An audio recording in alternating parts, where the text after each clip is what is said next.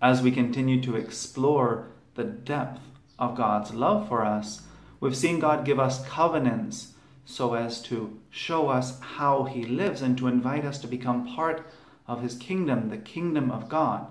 And yet oftentimes in our pragmatic mindset, we look at those covenants not as how I can be with God, but as a contract, as a user agreement, the stuff I have to do to be okay in God's books.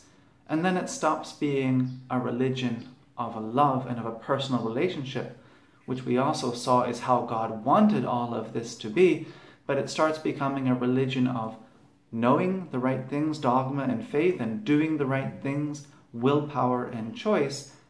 And we're back at the very big problem right at the start, where we don't really love God. We just do things, say things, and know things. And so God made a new covenant with us, not just the 10 Commandments, where he writes what we're supposed to live and how we're supposed to be with him on stone tablets, but he writes how we're supposed to be on a heart of flesh. He becomes flesh.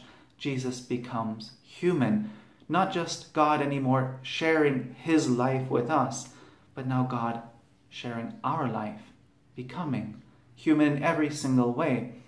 And to keep pushing back that all we do to reach God is just through knowing the right things and doing the right things.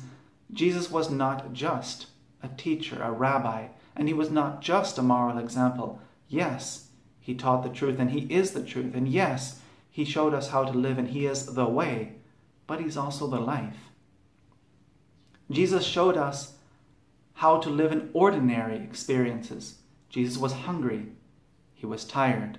He was lonely. Little kids made him smile. He cooked food. He had a job. He paid taxes. He shared our life. He didn't just say, you'll connect to God when you're praying in the temple, or when you know the right things and I'm teaching you, or when you're making the right choices. He said connection to God was through everyday life.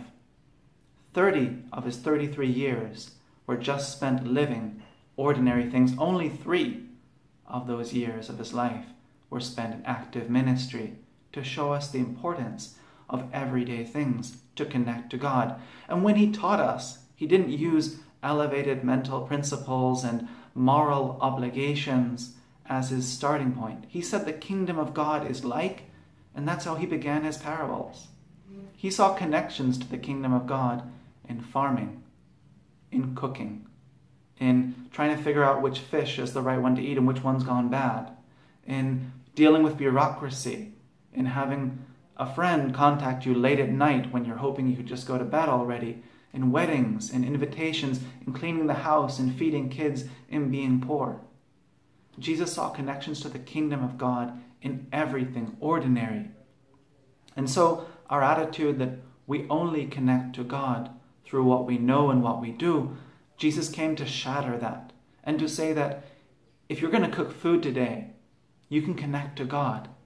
It's connected to the kingdom of God, to sharing a life with God. Not just through it has a relevance towards heaven, but Jesus would have cooked right alongside you. If you're going to clean your house today, Jesus did the same. And Jesus shows that it can point us to a sharing of life with God because he shared our life. He knows what it is to sweep the floor. He knows what it is to cook, to dust, to have friends. And so we realize that God shares a life with us. And we can connect with him even if we're still confused about some things. We lack understanding maybe in our faith. Or even if we struggle to make the right decisions. In the ordinary, everyday acts of today, you can connect to God if you just do the little things with great love. So we see the Sacred Heart uniting himself to us, and we can unite ourselves to him through the everyday acts that you're going to have today. God bless.